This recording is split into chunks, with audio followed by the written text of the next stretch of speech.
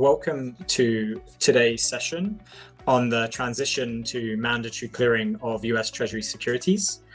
My name is Martin Lawrence. I represent the ValueExchange, and I'd like to put a big thank you to all of you for joining us. To put the context of today's topic into perspective, the US Treasury market remains the largest and most liquid sovereign debt market in the world, with approximately $30 trillion worth of marketable debt outstanding. And average trading volumes on a daily basis can reach as high as $1 trillion per day and over for cash trading, while in the repo market, collateralized by treasuries, of course, can exceed $4 trillion daily. Now, despite this scale, only a minority of these transactions essentially cleared today. Estimates suggest that somewhere in the ballpark of 30% of transactions are cleared through central counterparties. And so as we talk about mandatory clearing, we're talking about a structural shift that could bring trillions of dollars more in daily trading flow into central clearing arrangements, which is clearly a very significant change for risk management, for capital management, for operational processes across the industry. And so very fortunately, to unpack all of that, I'm delighted today to be joined by an esteemed panel. We have Steve Byron from SIFMA. We have Brian Disken from DTCC. We have Mark Pekala from Broadridge.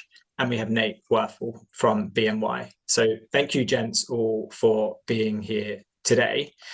I'm just going to share my screen quickly because I want to talk to you a little bit about a survey that we ran together as a group. But before doing so, just a tiny bit of housekeeping. Please feel free to submit any questions you have throughout using the Q&A panel at the bottom. We will do as best we can to address as many of them as we can before we get to the end of the session.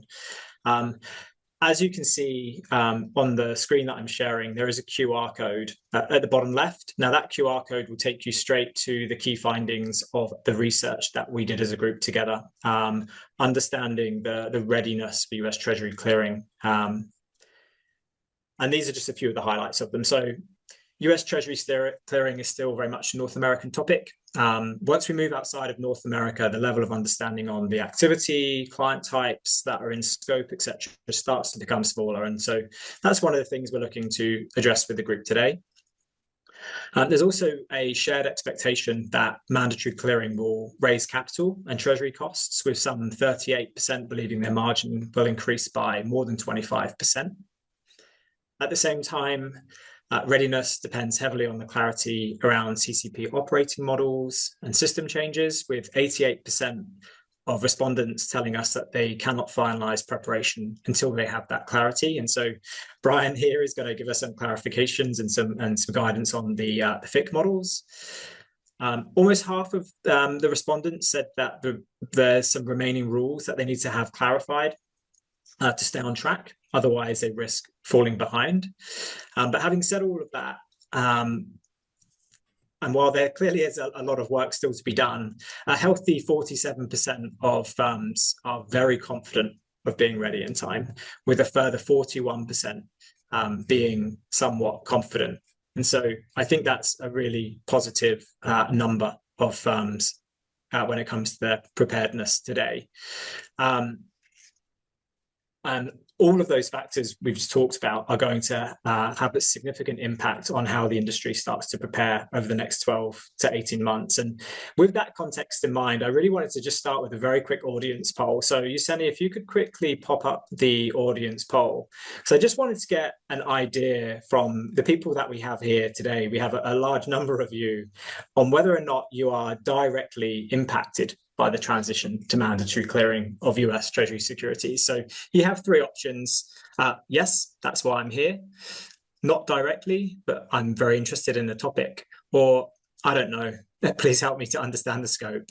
And you'll see kind of why we're asking that question in a moment, but it kind of leads with a lot of conversations I've had around the industry, which some people are struggling to understand if they are impacted or not. So Yuseni, maybe if you could just show us the response to that. And then Steve, I'm basically going to hand straight over to you, if that's okay.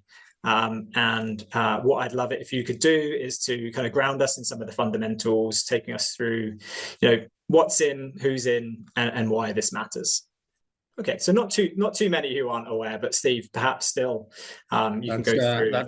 That's good news and in line with the survey results. So, hi everybody, I'm Steve Byron, Managing Director, Head of Technology Operations and Resiliency here at SIFMA, and thank you all for participating in today's webinar. Treasury clearing has been and remains one of our top priorities here at SIFMA, and we appreciate the partnership of Bank of New York, Broadridge, DTCC, and the ValueExchange on this event and on the survey. We thought it would be helpful, as Martin said, just to provide an overview of the scope of the SEC US Treasury clearing regulation. So let me start with a little bit of background. The Treasury clearing mandate stems from the SEC's December 23 rule amendments under Rule 17-22, which is aimed at transforming the $30 trillion US Treasury market.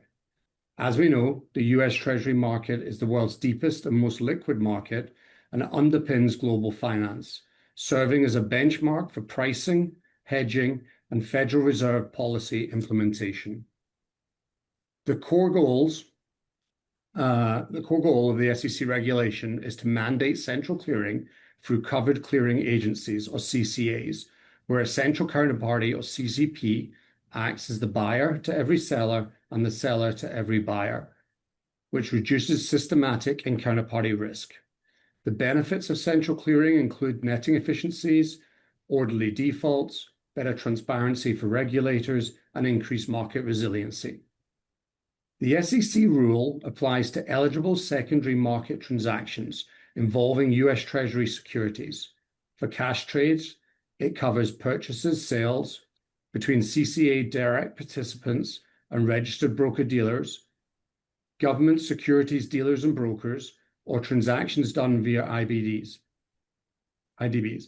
The scope of Treasury repo clearing is broader. Essentially, it will cover all Treasury repos done with members of a CCA, with very limited exceptions. The rule imposes requirements on the CCAs providing central counterparty services for Treasury securities. Currently, FIC is the sole CCA, but these requirements will apply to any incoming CCA registrants. And as we know, ICE and CME will be launching their product offerings in the coming year, with the CME rulebook already being approved. The rule requires CCAs for Treasury securities to have reasonably designed written policies and procedures that require mandatory clearing of eligible secondary market transactions by a registered CCA. Any CCA will be required to ensure that it has appropriate means to facilitate access to clearance and settlement services of all eligible transactions. CCAs are required to update their rulebooks based on the revised clearing access models and rules in accordance with the SEC rule. Entities in scope include US and non-US banks, broker-dealers, asset managements, hedge funds, and pension funds. Foreign banks will now qualify for clearing membership equivalents. So let's turn a little to the timeline. As most of you will know, the original effective dates of the rule were set for 2025, 2026, but the SEC extended the deadlines in February of last year due to industry requests for more prep time. So now, cash trades must clear by the end of this year, December 31st, and repos by June 30th, 2027. Unlike the T+1 transition that took place in 2024, this will not be a big bang go live, and firms can move to the new clearing model as and when they are ready. I wanted to turn for a moment just to the work that SIFMA has been doing on Treasury clearing and highlight a few milestones. In the fall of 2024, SIFMA released a US Treasury clearing considerations report, which lays out in detail the steps industry participants can take to increase readiness. In December 2025, we delivered the Done-Away implementation guide, which provides our members, industry utilities, and trading venues with a set of requirements needed to support US Treasury Done-Away activity. This was the culmination of over 6 months' worth of work across buy-side, sell-side, and clearing firms, and was a major delivery for us and the industry. We have also published standard done with model documentation to create efficiencies in the onboarding of entities not in the clearing ecosystem today. And we're currently working on developing done away documentation for use by the industry. We'll also be ramping up our industry outreach on Treasury clearing in the coming months, so please keep an eye out for future webinars and other materials. And with that, I'll hand back over to Martin, and we can get the panel discussion going. Thank you, Steve. That was very insightful, and hopefully give some really great guidance to everyone who's here to understand exactly what's in scope and what SIFMA have been doing over the last short time to help the industry progress. Moving on a little bit, I wanted to kind of bring back to what firms are actually doing today. So kind of Brian, Nate, Mark, I'm going to come to each of you on this one. Maybe if you could just start with a quick introduction into who you are, but then just sharing, what your organizations are working on to ensure both you and your clients are positioned well for the change. And I'm just going to go as the order you are on my screen. So Mark, if you go first. Sure. Hi, everybody. Happy to be here. I'm Mark Pekala. I help lead and drive the fixed income initiatives of Broadridge on the capital markets side. So again, happy to be here today. So for starters, for those of you not familiar too much with the Broadridge scope, we process roughly 70% of the street's fixed income activity from a post-trade perspective through our engines. That said, two engines in particular, Impact and Shadow, have been predominantly the gateways that our clients leveraged to clear activity through FIC. So we've been clearing activity for decades. It's nothing new, but of course it was always on a broker-to-broker basis, right? So to put things in perspective for the changes that are happening, just to double down on what was just alluded to by Steve, we are in this hybrid state where we do have clients obviously leveraging fixed access models today. So things are already in flight to adopt into the new world where you're clearing those dealer to client trades that ordinarily would never be cleared in the old world. But again, in the old world, all you had to worry about if you were a middle office person was, did my dealer to dealer flow go to FIC to clear? And did my dealer to client activity, did I confirm the allocation structure? Did I submit it to the Bank of New York as an example to clear, to settle rather? And that was all you had to really worry about. Now the paradigm shift focuses on how to manage that new world because to use round numbers, in the old world, it was roughly 70 to 80% of the activity went ex clearing. The whole scope of the mandate is to not get all of that scope to be cleared because there are some exceptions, but you're going to get a significant uptick from that 20 to 30% cleared today or in the old world to be cleared. So it's going to uptick significantly. And that's what the big change here is invasively for everybody to navigate as we move forward. But on our side, what we've been able to do is working with strong partnerships with the FICC and the Bank of New York to enable clients to access these access models, starting with the sponsored programs that the FICC had, years ago. So it was obviously more optional then to have access to sponsored repo as an example, or sponsored GC. But again, we had several clients that took advantage of those programs. And then spring forward to December of 2023, when it got ratified and it became a regulation, obviously we saw a significant uptick in adoption to those access models. More sponsored repo, more sponsored GC, sponsored outright adoption became a thing, again, that we were able to work with clients to enable those functionalities. Then, of course, the agent clearing service, which FIC rebranded from the old prime brokerage model to be for agent clearing purposes. More adoption of those models. Again, both flavors, done with, moving into the done away. So both aspects that we were able to configure to get clients live with. And of course, last year, we were able to get clients ready for that first milestone of sorts, which was that separation of house and customer margin flows. So that was really the first dabbling into this as we all evolved into this new world. We were able to get clients going with that change that happened. And then again, this is an evolution. That's the key word here. This is an evolution because more access models come to the market in terms of fruition. Collateral in lieu was just went live last month. So the Broadridge side, we had our first client go live, which was a large the Tier 1 global bank went live technically in December. So we look forward to more clients getting enabled with that as this year evolves, because there are many, many benefits that they can reap with CIL, which I'm sure Brian's going to allude to a little bit later. But again, this year, the focus is getting our clients ready for what's next, what's coming down the pike in terms of December readiness for outrights, and again, the subsequent year in June for repos. So all those client discussions we've held historically, we're doubling down. Everyone's busy, obviously ourselves included. Our advisory services or consulting arm is very engaged with our client base to give them the wherewithal to get ready as well. But I'll end it on this. What is really taking place now, two things. One thing is a popular misnomer where certain clients believe, and this, Martin, kind of transcends into the stats that you showed a little bit earlier. We have this misnomer in the industry where clients will believe that some clients will believe that, my treasury activity settles through Euroclear or another depot, maybe Clearstream, non-traditional. Obviously, the majority settle through domestic depositories here, i.e. the Bank of New York. But that navigation has been critical for us to make clients aware that those activities are in scope.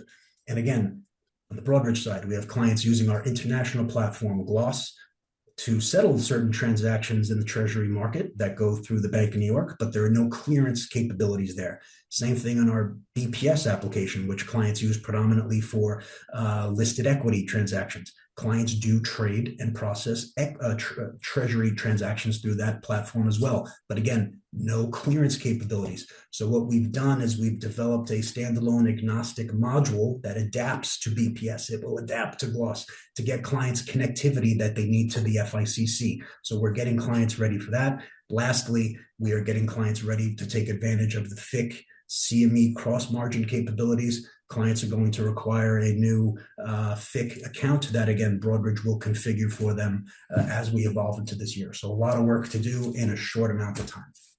Thanks, Mark.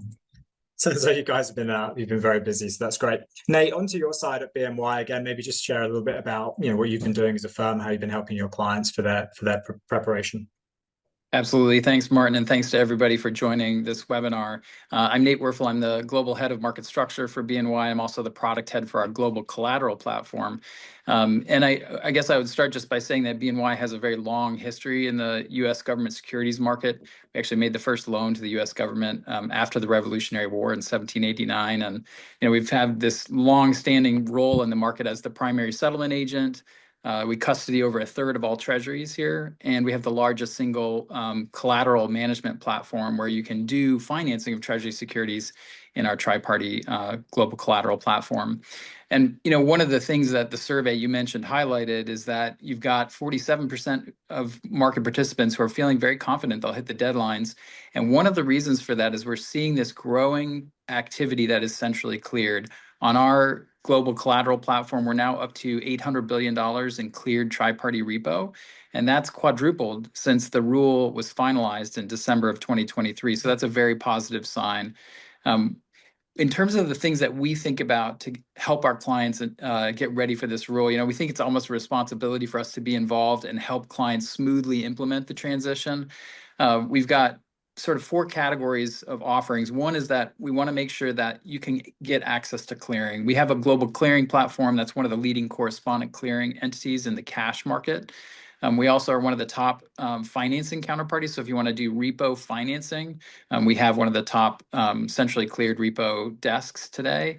If you want to manage your collateral through centrally cleared trades, that can happen on our global collateral platform, which is really plugging in, all the CCPs are plugging into that global collateral platform where there's $7 trillion of financing and liquidity activity, much of which is within US Treasuries. And then lastly, in the margin space, we know that this rule is going to require more from market participants in terms of margin and managing that margin. And we want to be able to help clients do that through our global collateral platform. So clearing, financing, collateral management, and margin are all big areas of focus for us to try and really smooth that transition into clearing. Thank you, Nate. And lastly, but no means leastly, Brian, again, from your side, from DTCC, from FIC, a little bit about what you guys have been up to helping clients over the last few months. Yes, thank you, Martin, and thank you everyone for joining today and having me on today's call. My name is Brian Disken. I'm the head of Treasury Product for DTCC, and I'm responsible for making sure that FIC makes all the necessary changes in order to comply with the Treasury Clearing rule, as well as develop new capabilities for our membership and the marketplace in general that are going to be more capital efficient and margin friendly for our membership. And so just to sort of put some things in perspective, we've been talking about volumes a little bit, but just to give you an idea, in September of 2022, when the SEC first announced its plans for the Treasury clearing rule, FIC itself was clearing about $4.5 trillion in treasuries a day and about $288 billion in the sponsored service. In this past December, right, we went from 4.5 trillion in September of 2022 to an average of $11.8 trillion a day clearing through FICC for US Treasuries. That's a 163% increase since the SEC announced the rule. In addition, the sponsor service in December, we did 2.6 trillion, which is an 829% increase in the sponsored service since the announcement of the Treasury clearing rule. Also in December, we hit a new record of 13.2 trillion in overall activity. And for all cleared activity through our sponsored service and our agent clearing service, at year end, we cleared over $3 trillion alone through our client clearing models. So, early adoption for Treasury clearing is underway and has been underway. And we have seen slow and steady growth in our products and services. In December alone, we launched some new services and capabilities. We enhanced sponsored GC to be able to process done-away transactions. We also launched the agent clearing tri-party service, which will act in a similar way as sponsored GC. However, net margining capability of the agent clearing service will be available for those tri-party transactions. And sponsored GC collateral in lieu, which Mark had mentioned at the top. And I'll talk a little bit more about this when I go through the access models, but this is a very important product offering that we've been hearing a lot of interest in. And we did see a trade go live before year end, and we're hopeful that we're going to be seeing more activity in the first quarter. For 2026, we're going to be focusing on the CME, the FIC CME end user cross margining rule filing. Those rules have been submitted and are pending regulatory approval. We're going to be working on the done-away workflow for cash trades. We've established how that workflow will be and how it will be processed through the interdealer broker platforms. We'll be offering an optional locked-in capability for done-away transactions so that FCMs and end user clients can have their transactions submitted into clearing off of an IDB platform on a locked-in basis. We're also working on our done-away repo workflows. We've been spending a lot of time with the industry solidifying how that workflow will look and how it will operate. And also, lastly, we're constantly working with market participants to help them prepare for December and June. We are always talking about our models, walking people through how they operate, how they could be utilized for their specific firms. One very important thing that we've learned over the last several months is that there's not a one-size-fits-all, and that each firm has its own requirements and own business priorities, and not all services are going to meet the needs of individual clients. So people will be picking and choosing what are the optimal services that provide for themselves from a capital efficiency standpoint, from a cost standpoint, and also from a client onboarding perspective as well. So that's going to be our focus for the remainder of the year. Thanks, Brian.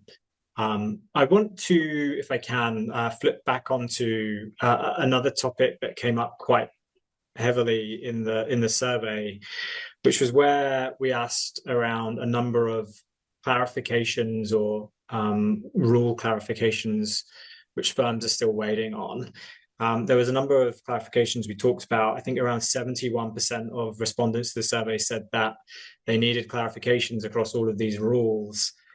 by the end of 2026 without otherwise any risk of significantly hampering their ability to prepare. Things like intra-affiliate activity, new clearing entities, mechanism for credit checks for done away activity, voice trade pre-matching. Maybe, Nate, if I could start with you, I'd like to explore kind of where you think clarity is still needed and how that is going to affect kind of preparation timelines. Yeah, absolutely, Martin. I think one of the things to point out here is that in a lot of cases, the rule is pretty clear about what needs to be done. And I think the additional clarity that is being sought by market participants is really around how to implement that rule in practice. And so some of it is actually market clarity, like what is the marketplace going to do to address the way that the rule is written? I do think you've identified some of the key areas. Inter-affiliate transactions and repo. Global firms have a lot of inter-affiliate activity that they're conducting. They're doing repo with different legal entities, and then they're facing their customers doing repo. And the rule was pretty clear that they don't want CCP members to be avoiding clearing by doing their repo out of non-CCP member affiliates. And so they wrote the rule in such a way that it really pulls that stuff into scope. Through SIFMA, there's been industry comments around this portion of the rule to give a little bit more flexibility on the inter-affiliate issue so that you don't have to clear inter-affiliate trades, but you can still do up to maybe, let's say, 10% of your repo book on a non-centrally cleared basis. I think that would be useful flexibility because it would allow firms to focus on getting the vast majority of their activity into clearing and not be focused on, I'm trying to clear this last mile and it's 10%, it's a small part of my activity and it's with far-flung customers who are difficult to get into clearing. So I think it'd be great to see some additional flexibility from the SEC. I think we're likely to get that. We can't be for sure, but we're likely to get some flexibility depending on how the SEC thinks about treating that portion of the rule. That's one issue. You mentioned credit checks for done away activity, especially in the cash market.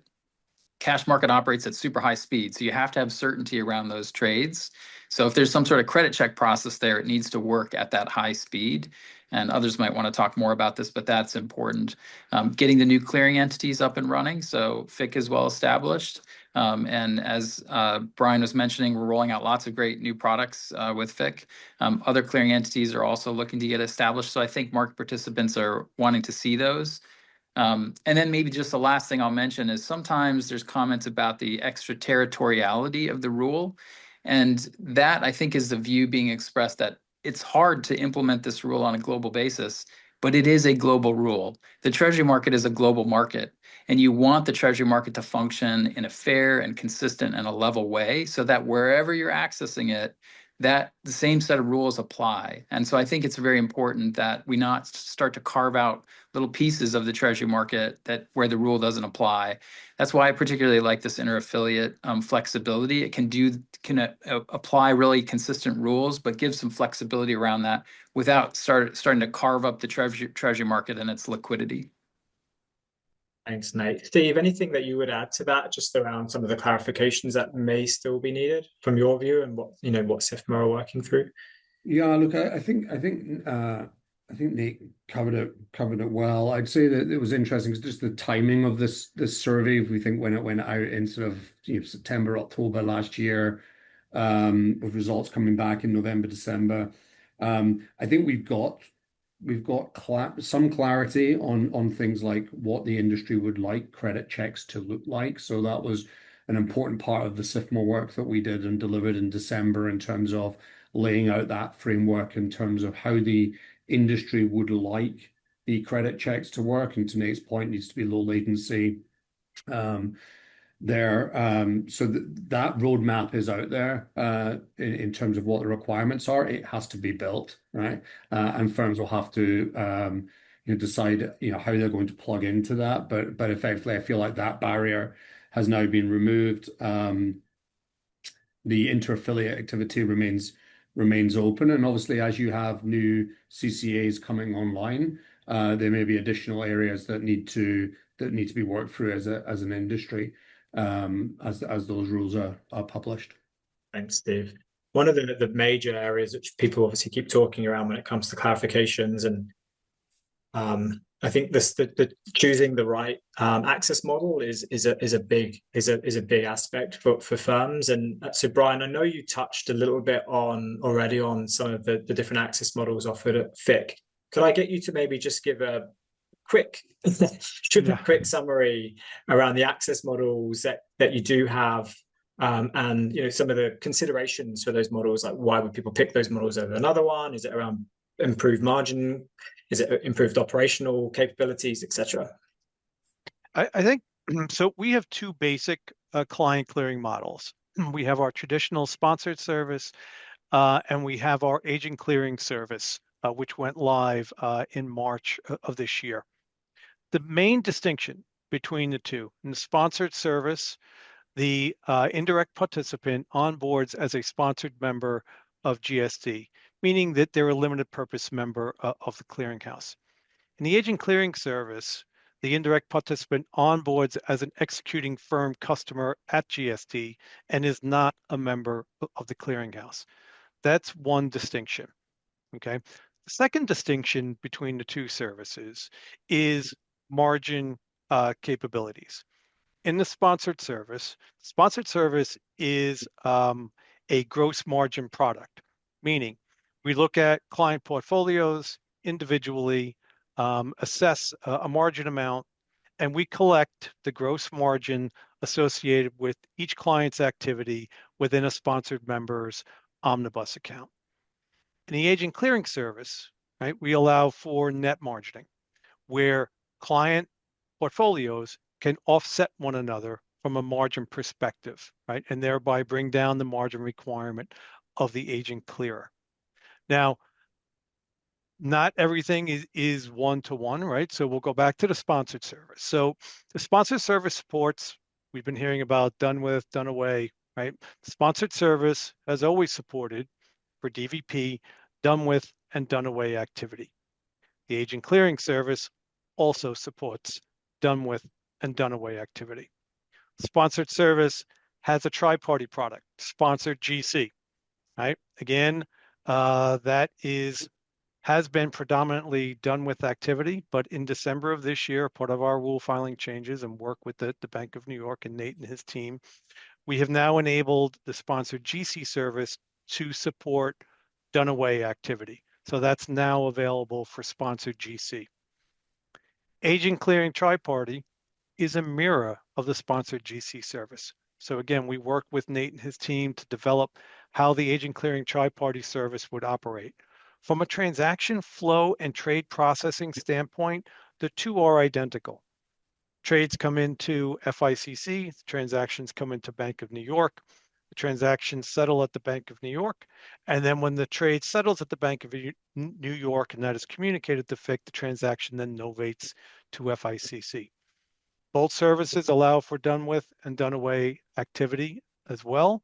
And the agent clearing service allows, again, for net margining of the tri-party activity, but also it can net margin against the ACS DVP activity as well.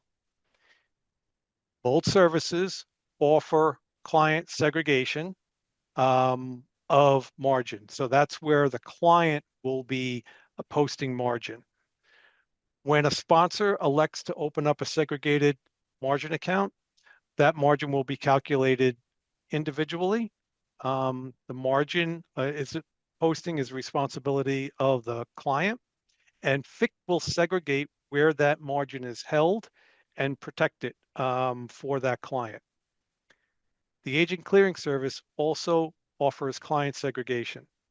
But what comes with client segregation on the agent clearing service is now that margin cannot be netted with other clients' positions, right? Segregation is you're collecting and assessing margin at the client portfolio level, and you're segregating it and protecting it for and behalf of the client.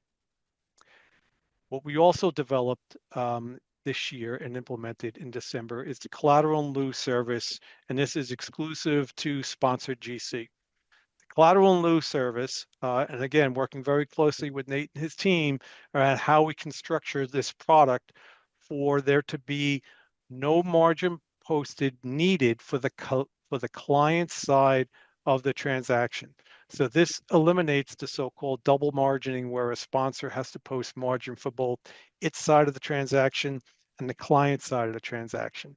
Now for sponsor GC, the dealer still has to post margin for his side of the transaction, plus a haircut that's on the trade as well. But the margin necessary to be collected for the client is not collected, and in place of collecting margin, FIC has a lien on the assets, right? So that in the event of a default, FIC has rights over those assets to settle the transaction. FIC would always be looking to settle the transaction, a sponsored GC collateral lieu transaction, rather than liquidate. Thanks, Brian. Nate, I don't know if there's anything Nate, I No, don't I know if think there's that's anything from your perspective you'd want to add to CIL. Sorry, Martin. Very on. Yeah, I would just, I mean, first of all, Brian, as you've highlighted, it's been a strong partnership to develop these new models. And I really think when you think about the magnitude of what needs to move into clearing, we've talked about this, there were estimates early on that there was some $4 trillion of activity, daily activity that needs to be centrally cleared. Hopefully that's been going down because we've been seeing clearing go up. But to do that requires two really big resources, right? One is margin and the other is capital, because this requires margin to be posted to the CCP. But when you clear a transaction of your client, you are also guaranteeing that client's performance to the CCP. And that carries with it RWA and capital costs associated with it. And actually, when we've looked at that, margin could be for a dealer, let's say 2 to 3 basis points of cost. That's significant. If you're capital constrained and RWA constrained, that could even be 8 to 10 basis points of cost.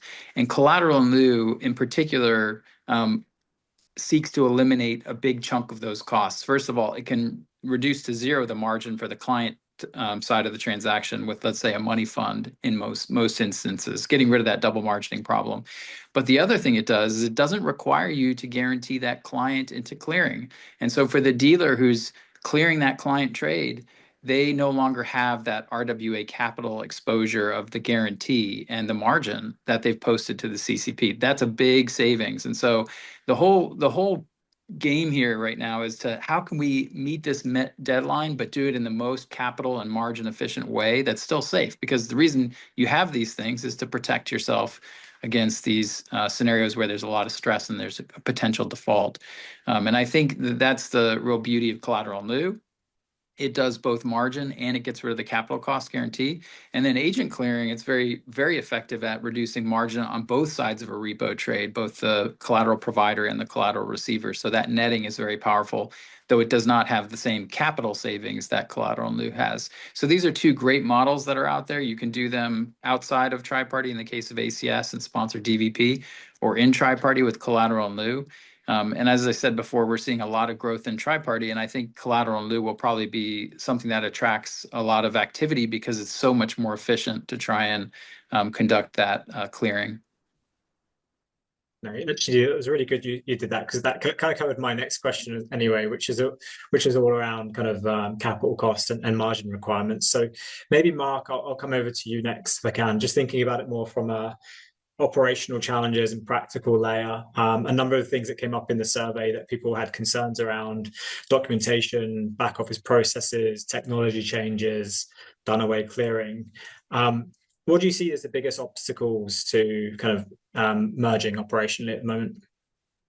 Well, I think if you look at the challenges today, and again, some of this could have been exemplified in the survey results, as you mentioned earlier, but if you would have taken that survey or given that survey to participants a year ago, I bet it would have been a night and day type of portrait, right? Because a lot of things did get clarified, a lot of things did get answered in the industry, but again, there are challenges obviously that remain, and I think the main one to me is timing. I mean, we're approaching the end of January, right? I mean, the first milestone for transactional readiness is less than 11 months away, really, when it comes to it, because Summertime is slow for many firms, as we know, with vacation period. End of year, people have code freezes. They don't take deployments of new functionalities. So I mean, the readiness is really is key in terms of that runway that keeps shrinking as every day goes by. So I think to me, that's really the main challenge we have. And of course, it's a good problem to have, but all these access models that are giving clients optionality to comply, but also to get those benefits for margin relief capabilities, as we heard with CIL and things of that nature. But also the magnitude of the change, the magnitude of the client base that we all share together, getting everyone deployed, getting those decisions made by the client base. That's really the thing I'm trying to get to in terms of the challenge. Many clients are mature and they've come to us with what they want in terms of deployments. Other clients are just starting to have that awareness and urgency, that sense of urgency, right? Because again, if I were a betting man, I wouldn't bet that this is going to be extended again. That's not what I would bet on, believe me. But I think some people might incorrectly be taking that side of the wager here, right? So there's no indication that anything is going to be extended again. So really, it's readiness. Time is of the essence, and decision making, expedient and timely decision making to help us help you. Yeah, thanks for that. I'm just a little bit conscious of time. Somehow we've been talking away, and we've got towards the end of the session already. Just for those of you that know, those of you that added Q&A, thanks so much for that. What I'll do, where you've left your details, we'll reply to you directly. Where not, but what we'll do is we'll publish the answers out to people. But what I would like to do is I'd like to ask the panel all the same question, but try and keep it to one sentence or so where you possibly can. But essentially, just what does good look like in 2026 when it comes to preparation? You know, for you, in one sentence, what does good look like? And maybe Brian, I'll start with you. You're first on my screen again. So, preparation, right? Ask questions, do the evaluations that you need to do, look at your business models. What is the best way to bring in your activity into clearing if it's not coming in today? What's the most capital efficient way to bring in that activity? And if you have questions for FICC, please reach out to us. We'd be happy to answer as many questions as we can to help you in your journey. Thank you, Brian. Steve? Yeah, I mean, look, I think that there's obviously, 11 months to go until the cash deadline goes live. There is a lot of existing material out there. So if you are still in the process of assessing your readiness and what does need to change, I would highly recommend you looking at the SIFMA Treasury Clearing website, which has all of our implementation reports, which lays out a pathway to go live.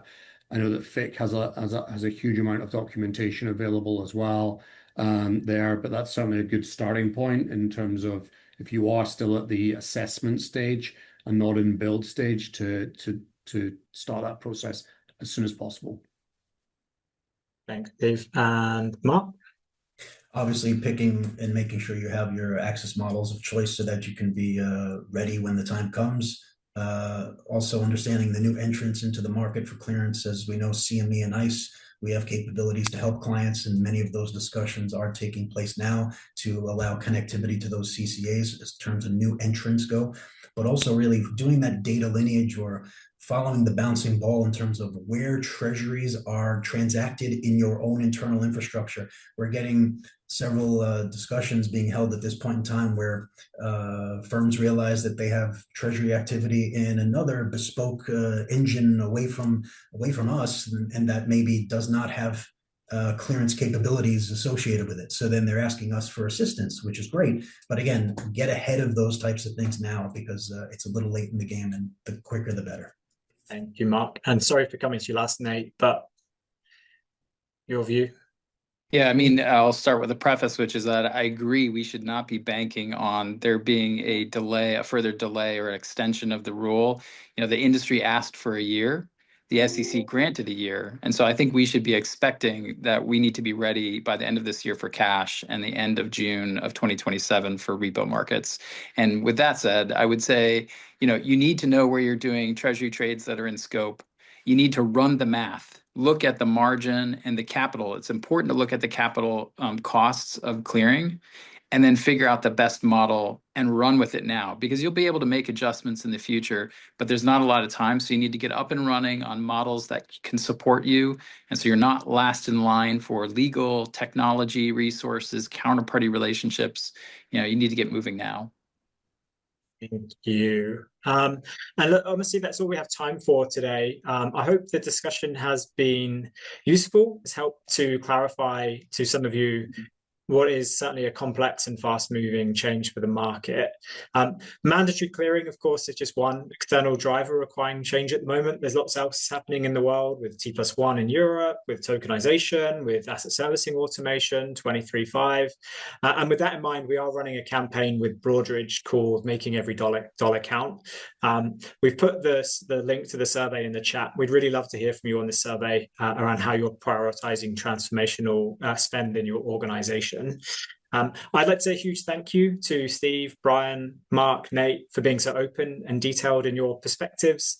The level of operational and strategic change required for mandatory clearing is significant, and conversations like this are clearly essential in moving the industry forward together. We will make the recording available to everybody after this session. If you'd also like to access any of the other information we have on Treasury clearing, feel free to find it on our website. And that's all. Thank you, everyone, again for joining. Thanks for the engagement. Thanks for the questions. And I hope you enjoy the rest of your day. Thank you.